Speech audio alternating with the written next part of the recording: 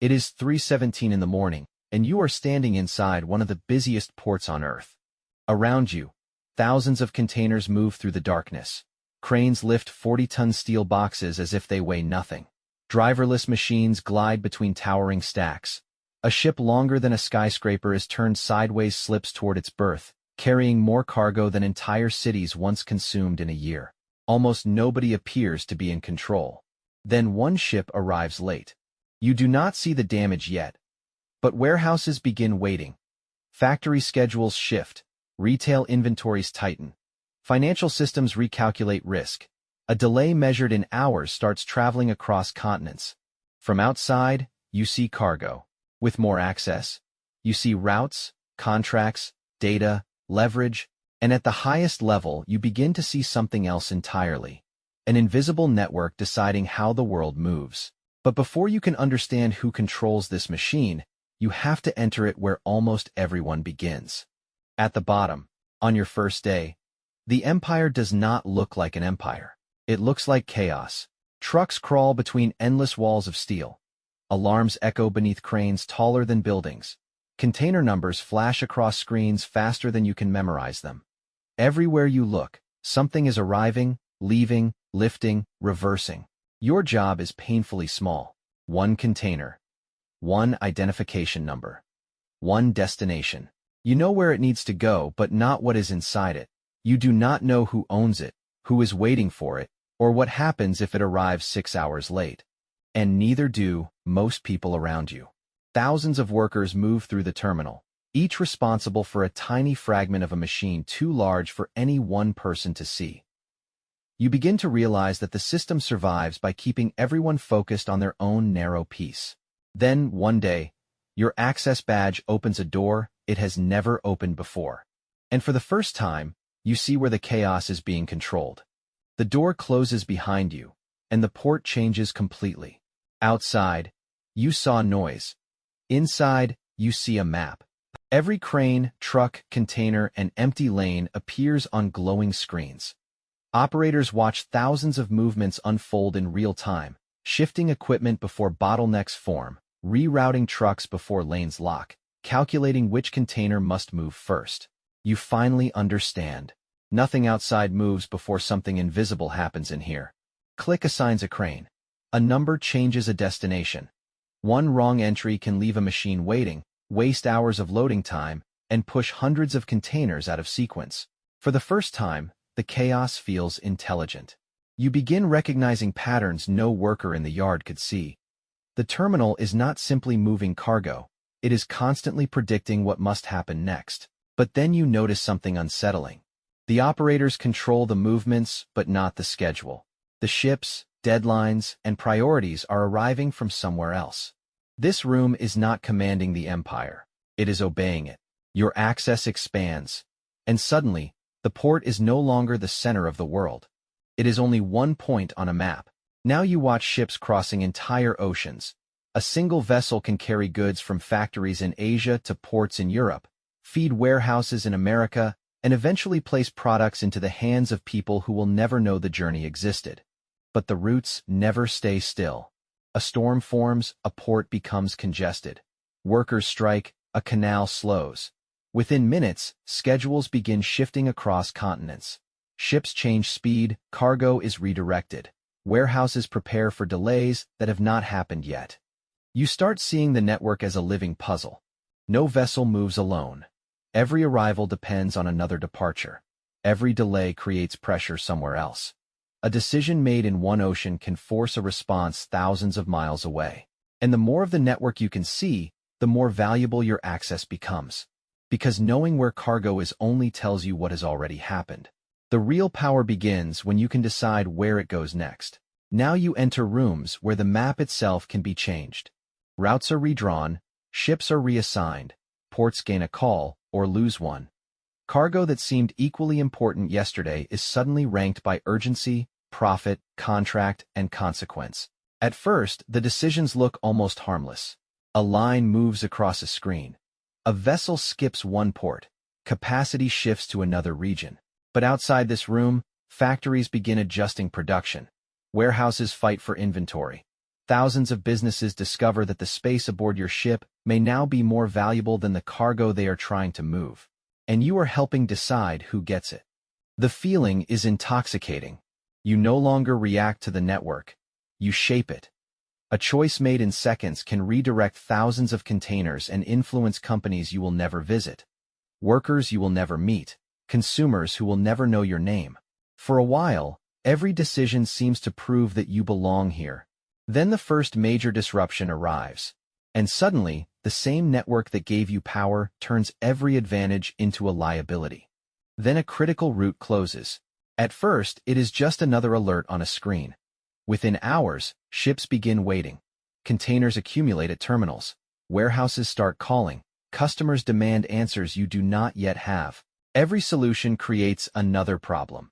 You can reroute a vessel, but the extra distance burns fuel. You can increase speed, but every additional knot costs money. You can wait, but waiting destroys schedules that took months to build. The pressure spreads downward. Crews lose rest. Terminal workers face sudden surges. Dispatchers stare at screens long after their shifts should have ended. Executives calculate losses while customers calculate how quickly they can replace you. And now you understand what effortless global trade actually costs. The customer sees a product arrive. You see the sleepless nights, the missed rotations, the emergency calls, and the thousands of invisible compromises required to keep the machine moving. For the first time, responsibility feels heavier than authority. Because every decision saves something by sacrificing something else.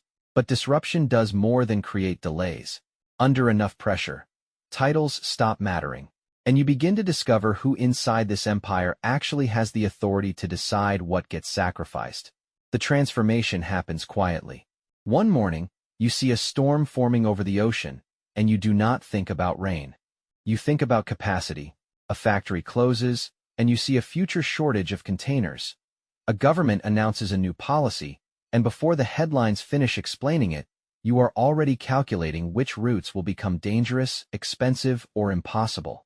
The world begins speaking to you in signals. You notice disruptions before ordinary people know they exist. Weeks before a shelf becomes empty, you can see the pressure building before prices rise. You can watch the imbalance forming across ports, vessels, warehouses, and contracts. This is what the empire has taught you. To survive, you must remain calm while consequences multiply. Emotional distance becomes an advantage, but slowly, that distance changes you. A city becomes a demand center. A port becomes a bottleneck. A workforce becomes capacity. People become numbers waiting at the far end of a delayed shipment. You are no longer simply working inside the network. You are thinking like it. And once you can see where the system will break, you gain a frightening ability. You can see who will suffer before they know anything is wrong. Then one day, the numbers stop feeling like numbers. A container marked delayed is not simply a red warning on your screen somewhere. It is a factory waiting for the final components needed to keep a production line alive. Somewhere else, it is a retailer watching inventory disappear. In another place, it may be critical equipment arriving after the moment it was needed most. You begin seeing the consequences hidden behind efficiency. Every decision creates winners and losers. Prioritize one shipment, and another waits. Protect one customer, and another absorbs the damage. What looks logical inside the system can feel devastating outside it. For years, you measured success in speed, capacity, and cost. Now you understand what those measurements leave out. The empire's power does not come from the ships it owns, the ports it enters, or the containers stacked beneath its cranes. It comes from dependence. Factories depend on movement. Stores depend on movement. Entire markets depend on movement. And when that movement slows, millions of people discover how close the system has always been. After seeing that, one question becomes impossible to ignore. If almost everyone depends on this empire, who is powerful enough to control it? At last, you reach the highest rooms. Here, billions in assets can be redirected with a decision. Ships change oceans. Capacity shifts between continents. Contracts reshape entire trade lanes. From the outside, this looks like absolute control. But from inside, you finally see the truth. You can move a ship, but you cannot command the storm ahead of it. You can negotiate capacity, but you cannot stop a war. You can predict demand, but not human panic. Politics change, machines fail, people make mistakes. The most powerful insiders are not controlling the future. A container marked delayed is not simply a red warning on your screen somewhere. It is a factory waiting for the final components needed to keep a production line alive. Somewhere else, it is a retailer watching inventory disappear. In another place, it may be critical equipment arriving after the moment it was needed most. Every strategy is a bet made with incomplete information. Every plan survives only until reality produces something the model did not expect. And suddenly, the empire looks different again. It has never survived because someone controlled every moving part. It survives because, when one part breaks, thousands of others adapt. Power was never certainty. It was the ability to keep moving without it. But there is one level beyond managing today's network. The final insiders are deciding what this empire will become after they are gone. At the final level, you stop asking where the next ship should go. You start asking what the world will need decades from now. The decisions become larger than schedules. Future ports are planned. New fleets are designed. Automation replaces movements once controlled by human hands. Energy systems change. Trade corridors emerge in places that today seem almost irrelevant. Some investments will not reveal their true value for 20 years. You may never see the full consequences. And that is the point. A ship grows old. A company can disappear. But infrastructure remains. Routes become habits. Standards spread across industries.